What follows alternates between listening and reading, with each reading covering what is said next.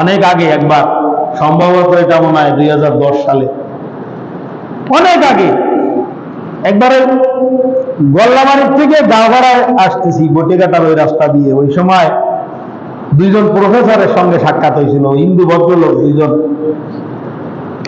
এই বিরক্ত লাগতেছে না তো? খেয়াল করে, এই হিন্দু ভদ্রলোক দুইজন, বিএল কলেজের প্রফেসর একজন, আজম খান কমার্স কলেজের একজন, বড় বড় শিক্ষিত, দেখলেই বোঝা যায় শিক্ষার দ্যুতি এটা আলাদা একটা জিনিস ভাই। যারা ঠিকঠাক মতো লেখাপড়া করে, এটা আমি মাদ্রাসার কথা বলতেছি না, জেনারেল লাইনে অরিজিনাল ভাবে বিদ্যা অর্জনের জন্য যারা লেখাপড়া করে, এই বিদ্যা তাকে ভদ্র হইতে বাধ্য করে। আর ওই পরীক্ষায় পাস করার জন্য শুধুমাত্র পড়াশোনা করে, এগুলা সার্টিফিকেটের জন্য পড়াশোনা করে, এগুলা কোনো কাজ হয় না, এগুলো সমাজের মধ্যে সমস্যা। এখন ওনারা দুইজন পরস্পর নিজেরা কথা বলতেছে, আমি হুজুর মানুষ, ভিড়ের মধ্যে যাই লাভ নেই, আমি এই জায়গায় বসা, ওনাদের অপোজিটে। এর মধ্যে ওনাদের মধ্যে একজনে জিজ্ঞাসা করতেছে, হুজুর আপনার নাম কি? নাম এই। আপনার পড়াশোনা কি? কারণ আমার পড়াশোনা কি সাধারণ একজন আলেমে জিজ্ঞাসা করলে, হুজুর ওই মাদ্রাসায় পড়েছি, একটা পড়েছি একটু। এখন উনি জিজ্ঞাসা করতেছেন, উনি তো অনেক বড় প্রফেসর। আমি বলতেছি যে আমার ইসলামিক আইনের উপরে ডক্টরেট করা আছে। বললে তো দিছি, বলেছি। বলার পরে উনি বলতেছে, তাহলে আমরা তো কিছু আলোচনা করে সময়টাকে কাজে লাগাতে পারি, কিছু আলোচনা করে সময়টা কাজে লাগাতে পারি। হ্যাঁ অবশ্যই অবশ্যই, তাহলে কিছু বিষয় জিজ্ঞাসা করবো? জি অবশ্যই করেন। আমার তখন মনে পড়তেছে হযরত আল্লামা আনোয়ার শাহ কাশ্মীরি রহমাতুল্লাহ আলাইহি বলেছিলেন যে পৃথিবীতে সব থেকে বড় ভয় পাই আমি প্রশ্ন করাকে। প্রশ্ন করা এটা খুব সহজ, আর প্রশ্নের উত্তর দেওয়া কিন্তু কঠিন। কারণ আনোয়ার শাহ কাশ্মীরি বলেছে আমি প্রশ্নকে ভয় পাই, আর আমি ওনাকে বলতেছি যে বলেন না বলবেন। আর মনে মনে দোয়া করতেছি, একদম বাস্তব, মনে মনে দোয়া করতেছি, আল্লাহ পাক আমি কোনো বেইজ্জতি না, ইজ্জত বেইজ্জতি সব তো তোমার হাতে। ইজ্জত বেইজ্জতির মালিক কে? আল্লাহ। এনে তো আমার কিছু করার নেই। এখন উনি বলতে বলেন তো হযরত মুহাম্মদের জন্ম কত সালে? বললাম 570 খ্রিস্টাব্দ, এটা তো সবাই সহজ ব্যাপার। তখন অনেক কথা, এর মধ্যে একটা প্রশ্ন হলো যে ইসলাম ধর্ম এটা কি মানবিক ধর্ম মনে করেন আপনি? তাহলে স্যার কোন দিক দিয়ে অমানবিক মনে হয় আপনি সেটা আমার বুঝে বললে কিন্তু সহজ হয়। তুমি একটা প্রত্যেকটা মানুষের শরীরের মধ্যে জৈবিক চাহিদা, জৈব চাহিদা সবার মধ্যে আছে। এখন কোন মানুষ যদি জিনা করে, আপনার ইসলাম ধর্ম তাকে পাথর মেরে হত্যা করার নির্দেশ দেয়, এটা অমানবিক না? আমি বলতেছি স্যার যেটা আপনি বলেছেন এটা অর্ধেক, পূর্ণাঙ্গটা বলেননি। কোরআনে বিভিন্ন জায়গায় উনি বলতেছে আমি কোরআনে বিভিন্ন অংশ পড়েছি, আপনি বলেছেন কিন্তু অর্ধেক পড়েছেন। এই যে পাথর মেরে হত্যা করে দিতে হবে ওই জিনাকারীকে, যে জিনাকারী বিবাহিত, বোঝেন নাই কথা? যে জিনাকারী বিবাহিত, তাহলে বিবাহিত জিনাকার যদি হয় তাহলে তাকে পাথর মেরে হত্যা করে দেওয়া, মৃত্যুদণ্ড দেওয়া, এটা ইসলামের শাস্তি। কিন্তু অবিবাহিত লোক যদি জিনা করে তাহলে তো তাকে মৃত্যুদণ্ড দেওয়ার কথা না, তাকে হলে দুর্নামের 100 মেটারাঘাত করার কথা। তাহলে পাশের আরেকজন, ওনার সাথে আরেকজন, উনি বলতে না এটা যুক্তি আছে, কারণ বিবাহ করার পরে জিনা করার পরে থাকে না, তারপরেও যখন করেছে তখন এটা অপরাধ করেছে, এটা মেরে ফেলাই উচিত। যাই হোক, এর মধ্যে আবার ওই যে পাশের জন এতক্ষণ চুপচাপ করে শুনে তারপরে বলতেছে যে আমি একটা কথা জিজ্ঞাসা করি, হযরত মুহাম্মদ, জোরে বলেন সাল্লাল্লাহু আলাইহি ওয়াসাল্লাম, ইনার টোটাল বয়স হলো 63 বছর। খুব জটিল প্রশ্ন, খুব খেয়াল করেন। ইনার বয়স হলো 63 বছর, অথচ আমরা দেখি যে উনি নবুয়ত প্রাপ্ত হয়েছেন 40 বছরে, আর 40 থেকে 63 কত বছর থাকে? আর 23 বছর উনি নবী ছিলেন মাত্র। তাহলে 40 বছরে নবুয়ত প্রাপ্ত হইলেন, নবী হিসাবে নবুয়ত প্রাপ্তির পর 23 বছর দুনিয়া কাটলেন।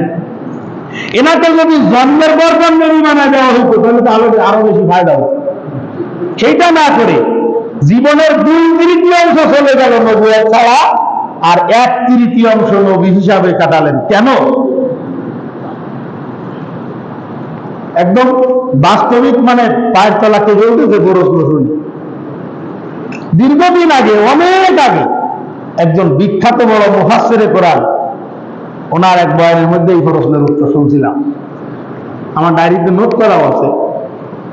তা আমি বলতেছি যে 40 বছর নবীর জন্য নবুয়তের দলিল, আর 23 বছর উম্মতের জন্য শরীয়তের দলিল। এটা বুঝবেন না, আমি ভাই বুঝে দিচ্ছি আপনার। রাসূল আকরাম সাল্লাল্লাহু আলাইহি ওয়াসাল্লাম যখন জন্মগ্রহণ করেছেন, তখন খাতনা করা অবস্থায় জন্মগ্রহণ করেছেন। উনি পেটে থাকা অবস্থায় সাধারণত গর্ভবতী মহিলারা পেটে যে মানে একটা কষ্ট, গর্ভধারণের একটা কষ্ট অনুভব করেন। আমার নবীর আম্মা হযরত আমেনা, খাজা আমেনা, ইনি এই কষ্টটা অনুভব করেননি। এই বাচ্চা দুনিয়ার মধ্যে ভূমিষ্ঠ হওয়ার পরে সাধারণত বাচ্চাদের মধ্যে একটা হিংসুটে মনোভাব থাকে, আমার আব্বু, আমার আম্মু। অনেক সময় বাচ্চার নানা নানিরা রহস্য করে কেন আমার আব্বা, আমার মা, এরকম করে ওর সঙ্গে ঝগড়া করে, তখন ওই বাচ্চা ওই মারে জয় করে না আমার আব্বু, এরকম একটা হিংসুটে মনোভাব থাকে না, সব আমার। তো এই যে সব আমার, এই মনোভাব আমার নবীর মধ্যে ছিল না। এমন কি হবে, হালিমাতুস সাদিয়া রাদিয়াল্লাহু তাআলা আনহার কাছে যখন দুধ পান করতেন আল্লাহ নবী, হালিমার একটা ছেলে ছিল আব্দুল্লাহ, আল্লাহ নবীকে জোর করে কোনোদিন একসাথে 2 স্তনের দুধ পান করানো যায়নি। এটা একটা আশ্চর্য ব্যাপার না? হয়তো 10% পান করবে, 90% পান করবে, দুটোটা উনি পান করতেন না। সবসময়ের জন্য একটা স্তর আলাদা রেখে দিতেন ওনার দুধ ভাই আব্দুল্লাহ দুধ। উনি হালিমার কোলে বসে খেলাধুলা করতেছেন, এর মধ্যে যদি আব্দুল্লাহ চলে আসছে, তখন আল্লাহ নবী সিরাত পড়ে দেখেন আপনি, তখন আল্লাহ নবী কি করতেন, কোলের থেকে উঠে পিছনে গিয়ে গলা গলায় করতেন, আব্দুল্লাহ এসে মায়ের কোলে বসতেন। এই রকম সাম্যতা, এই রকম ইনসাফ একটা বাচ্চার থেকে এটা অস্বাভাবিক না? এরকম হাজারো অস্বাভাবিক ঘটনা ঘটে আল্লাহ রাব্বুল আলামিন দুনিয়াবাসীর কাছে দেখাতে চেয়েছেন যে এই 5 বাচ্চাটা আর 5-10টা বাচ্চার মতো না, এটা কিন্তু আলাদা একটা বাচ্চা। এইরকম অলৌকিক একটার পর একটা দেখাতে দেখাতে দেখাতে দেখাতে একটা পর্যায়ে গিয়ে 40 বছর বয়স হয়ে যাওয়ার পরে হঠাৎ রাসূল আকরাম সাল্লাল্লাহু আলাইহি ওয়াসাল্লাম বলতেছেন এবার আমি রাসূলুল্লাহ হয়ে গেছি। তাই এই রাসূলুল্লাহর দাবি করার পরে তখন ওই পিছনের ওই কার্যকলাপগুলো মানুষের মাথার মধ্যে আসতেছে, এটা তো স্বাভাবিক কিছু না, তাহলে হইতে পারে যে, বুঝতেছেন না কথা? এই বাচ্চা তো সাধারণ কোনো বাচ্চা না, এ কোনোদিন মুখ খারাপ করে না, কোনোদিন ঝগড়াঝাটি করে না, কোনোদিন মিথ্যা কথা বলে না, তাহলে এ তো আসলে তাহলে রাসূলুল্লাহ হইতে পারে। এই মানুষ যেন রাসূলুল্লাহর দাবিটাকে অস্বাভাবিক মনে না করে, যার জন্য আল্লাহ পাক 40 বছর পর্যন্ত অলৌকিক ঘটনা ঘটায় ঘটায় ঘটায় ঘটায় মানুষের মনের মধ্যে এনার প্রতি সম্মান, ভক্তি, শ্রদ্ধা, ভালোবাসা তৈরি করেছেন। এরপরে যে 23 বছরে ওনারা নবুয়তের গুরুত্বপূর্ণ দায়িত্ব অর্পণ করেছেন। এই পর্যন্ত বলার পরে আমি দেখতেছি এরপরে যদি আরো কঠিন কিছু সামনে এসে যায়, স্যার আমার একটা জিজ্ঞাসা আছে,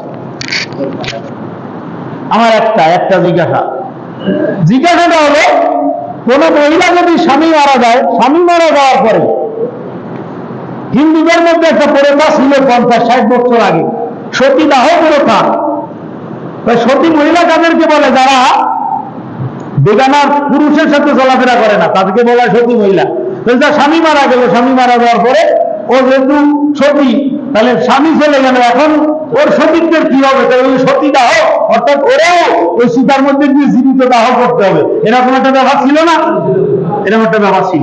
আর স্যার এই যে বিষয়টা ছিল, মনে করেন একজন জীবিত মানুষকে, যে মারা গেছে তার হায়াত শেষ হয়ে গেছে, সে মারা গেছে, সে মারা গেল, মরা মানুষ পুরানো যাবে কিনা ওটার ব্যাপার আমার কথা না। আমার কথা হলো ওই মহিলাকে, তার স্ত্রীকে ওই সাথে জীবিত দাহ করে দিতে হবে।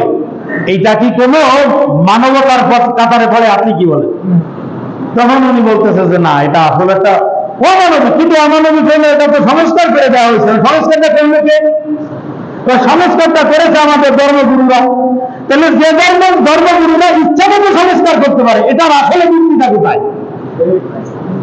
আমার বড় প্রশ্নটাকে বুঝেছেন আপনি? এই যে কোরআনের বিশাল বড় কোরআনে কারীম, সারা দুনিয়ায় যত আলেম ওলামারা আছে সবাই মিলে একটা আয়াতকে পরিবর্তন করার যোগ্যতা রাখে, একটা লক্ষ পরিমাণ পরিবর্তনের যোগ্যতা রাখে না। এ যা আছে তাই, আপনার পছন্দ হলে এটা ঠিক, না হইলে এটা ঠিক, ঠিক, এর মধ্যে আর কোনো কথা নেই। তাহলে ধর্মগুরুরা মিলে পরিবর্তন করে, তার মানে আগে বুঝেছিলেন এইভাবে করলে ঠিক, পরে বুঝলো যে না এভাবে করলে এরা বাসেরই হয়ে যায়, যার কারণে ওটা চেঞ্জ করে দেওয়া হয়েছে। আর যেই জিনিস বারবার চেঞ্জ করা হয়, চেঞ্জ করা যায়, এটার আসলে কোনো দিক থাকে না, এটা স্থায়ী কোনো জিনিস থাকে না। আর যে জিনিস স্থায়ী থাকে না, ওই জিনিস স্থায়ী নাজাতের ব্যবস্থাও হইতে পারে না। এরকম চুপচাপ করে কিছুক্ষণ থেকে বলতেছে আপনার জবাবে আমি সন্তুষ্ট। আসলে বিষয়টা হলো অনেক জিনিস আছে যেটা মানে আসলে আমরাও বুঝতে পারি। স্যার এইবার কিন্তু একটা বুদ্ধিমানের কাজ হলো এইটা, সঠিক বোঝার পরে সঠিক গ্রহণের মানসিকতা যদি না আসে তাহলে সঠিক বুঝে কোনো ফায়দা আছে? ও ঠিক আছে, অনেক কথা হলো, ভালো লাগলো খুব, পরে আবার দেখা হবে, মোবাইল নাম্বারটা আমার দিতে, ঠিক আছে। আমি বাস্তবতা দিয়ে আপনাকে এই ঘটনা দিয়ে বুঝাইতে চাইলাম এই জিনিসটা। আজকে আপনি মুসলমান হওয়ার পরেও, আপনি মুসলমান হওয়ার পরে বিভিন্ন রকমের কুসংস্কৃতি, এই জিনিসটা আপনার খুব পছন্দ হয়। আমাদের দেশের মধ্যে বিভিন্ন ধর্মাবলম্বী লোক আছে, মুসলমান আছে, হিন্দু আছে, সবাই আছে। আমরা ইসলামের শিক্ষায় শিক্ষিত হয়ে, ইসলামের আলোয় আলোকিত হয়ে আমরা সবার সঙ্গে কোন ধরনের আচরণ করি, কোন ধরনের ব্যবহার করি, কিভাবে আমরা চলাফেরা করি এই বাংলাদেশের মধ্যে। আর যাদেরকে সর্বাধিক পরিমাণে আপন করতে গিয়ে একটা সময়, বিশেষ করে বিভিন্ন সময় যখন নির্বাচনের সময় যখন আসে, হিন্দুদের ভোট গুলা পাওয়ার জন্য রোজা পূজা এক জিনিস, এই টাকা রেবি টবি, এই হিন্দু মুসলমান এক বিরিতে ফুটা দুইটা হুল, এটা ওইসব ওইটা ওইসব, কি দেখি একবারে থাকে না কারো জায়গায়। এরপরে ধর্ম যার যার উৎসব সবার কত রকমের স্লোগান দিয়ে, শুধুমাত্র তাদেরকে খুশি করতে গিয়ে আমরা কত রকমের স্লোগান দিয়ে তাদের আপন হয়ে যাই। কথা বলেন, যাই কি যাই না? রাগ করতে দেন আপনারা? এই যে আরেকজনকে খুশি করতে গিয়ে একটা বাতিল একটা জিনিসটা শিরক, স্পষ্ট শিরক একটা জিনিসকে আপনি বৈধতা দেওয়ার মতো কথা বললেন। এগুলো বলার কারণে কি হইল? আপনার ঈমান ধূলিসাৎ হয়ে গেল, ধ্বংস হয়ে গেল। আর যাদেরকে খুশি করতে গেলেন, আল্লাহর কসম জিন্দেগিতে এরা কোনদিন আপনার বন্ধু হবে না। কথা কয় না, এরা কোনদিন বন্ধু হবে? এরা কোনদিন বন্ধু হবে না।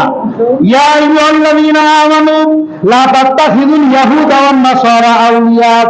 আল্লাহ রাব্বুল আলামিন বলেন, ও দুনিয়ার মানুষ, কখনো কোনো সময় কোনো অবস্থায় ইহুদি খ্রিস্টান হিন্দুদেরকে নিজেদের বন্ধু মনে করবা না। এরা কিন্তু কোনোদিন তোমার বন্ধু হবে না, এরা নিজেরা নিজেদের বন্ধু হবে, কিন্তু এরা কোনোদিন কোনো মুসলমানের বন্ধু হইতে পারে না। একটা সময় দেখা গেছিল বাজান, মারাত্মক একটা সংকটকালের সময়, 5ই আগস্টের পর যখন একটা বিপ্লবের পরে একটা অস্বাভাবিক অবস্থা ছিল, ওই সময় আমাদের মুসলমানদের সন্তান অগণিতভাবে রাত্রি জাগরণ করে করে মন্দির পাহারা দিছিল বাংলাদেশে।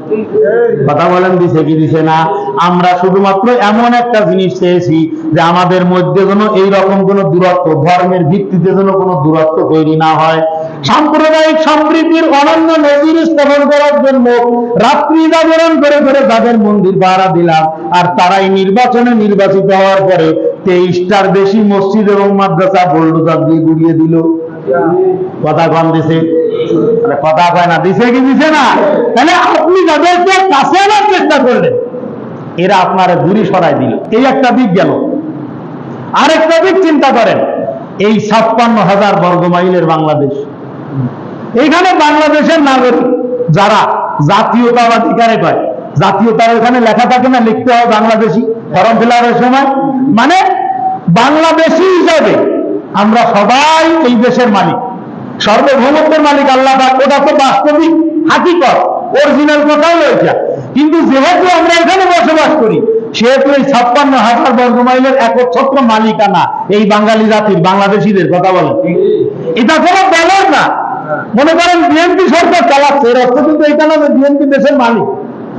বিএনপি কিন্তু দেশের মালিক না, বরং দেশের মালিকরা মিলে বিএনপিকে দেশ চালানোর দায়িত্ব দিচ্ছে, তাই তারা চালাচ্ছে। কি বলে? আমাদের প্রধানমন্ত্রীও কদিন আগে এই কথা বলেছেন যে আমরা কিন্তু দেশের মালিক না, জনগণের কর্মচারী, জনগণ আমাদেরকে দায়িত্ব দিচ্ছে, তাই আমরা চালাচ্ছি। এখন এই দেশের মধ্যে যারা আছে সবাই এই দেশেরই তারা, এই দেশের ভালো মন্দের সঙ্গে তাদের ভাগ্য জড়িত। আজকে আপনি একজন মুসলমান এবং শিক্ষিত সচেতন নাগরিক হিসাবে বালিশের উপরে মাথা দিয়ে চিন্তা করবেন, আমাদের এই যে বিজাতীয় যারা আমাদের এখানে 8% আছে, এরা কোনোদিন এই দেশের প্রতি সহানুভূতিশীল ছিল কিনা একটু হিসাব করে দেখবেন বাজান। এরা কখনো কিন্তু এই দেশের প্রতি সহানুভূতিশীল ছিল না। আল্লাহ না করুক, আল্লাহ না করুক, ইন্ডিয়ার সঙ্গে যদি কোনোদিন বাংলাদেশের যুদ্ধ লাগে, তাহলে ইনারা কি বাংলাদেশের পক্ষে থাকবে না ইন্ডিয়ার পক্ষে থাকবে? আপনার কি ধারণা? হ্যাঁ, আমরা আমাদের অবস্থাটা বোঝানোর জন্য বলি, বাংলাদেশের না, মুসলমানদের চরিত্র, মুসলমানের চরিত্র এরকমের। সৌদি আরবের সঙ্গে যদি বাংলাদেশের যুদ্ধ লাগে কোনোদিন, তাহলে এই বাংলাদেশি মানুষ কিন্তু বাংলাদেশের পক্ষেই থাকবে। এইটা না যে সৌদি আমাদের গুরুত্বপূর্ণ জায়গা, ওইখানে আমার নবী শো আছেন, এটা না। এখানে কথা হলো দেশের প্রশ্ন আগে, আর দেশের প্রতি মহব্বত এবং ভালোবাসা থাকা, এটা রাসূল আকরাম সাল্লাল্লাহু আলাইহি ওয়াসাল্লামের ছিল। মক্কা থেকে হিজরত করে যখন মদিনায় যাচ্ছেন, কাবা ঘরের গিলাফ ধরে আমার নবী অজর করঙ্গন করতেছেন আর বলতেছেন যে এই এলাকা আমার সবথেকে প্রিয়, আমার জন্মভূমি, কিন্তু আমার এই সম্প্রদায় আমাকে এখানে থাকতে দিল না, না হলে আমি জীবনে কোনোদিন এখান থেকে যেতাম না। মুহাদ্দিসিনে কেরাম বলেন এটা স্পষ্ট দেশপ্রেমের নমুনা।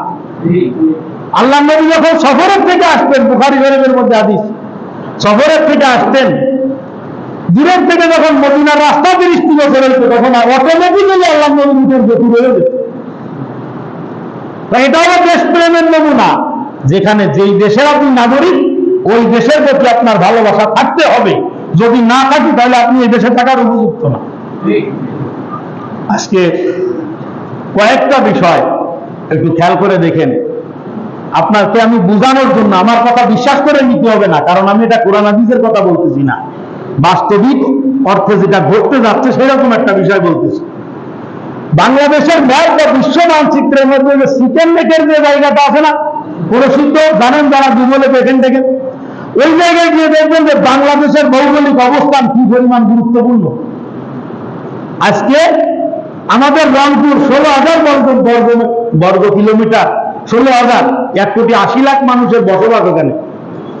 এই যে গাইবান্ধার যে মূর্তির যে চিন্তা, এই মূর্তির চিন্তাটা কিন্তু শুধুমাত্র একটা মূর্তির চিন্তা না।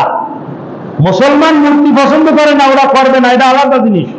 মন্দিরের মধ্যে মূর্তি থাকবে, এদের মন্দিরে ওদের মূর্তি থাকবে, সেটাও স্বাভাবিক। কিন্তু এই জায়গায় এসে এই মূর্তিটা স্থাপন করা, এত বড় একটা মূর্তি, যেটা এশিয়ার মধ্যে হিন্দু প্রধান সব থেকে বড় রাষ্ট্র কোনটা? ইন্ডিয়া। ওই ইন্ডিয়াও কিন্তু এত বড় মূর্তি নেই। তাহলে এত বড় একটা মূর্তি এই গাইবান্ধা এখানে স্থাপন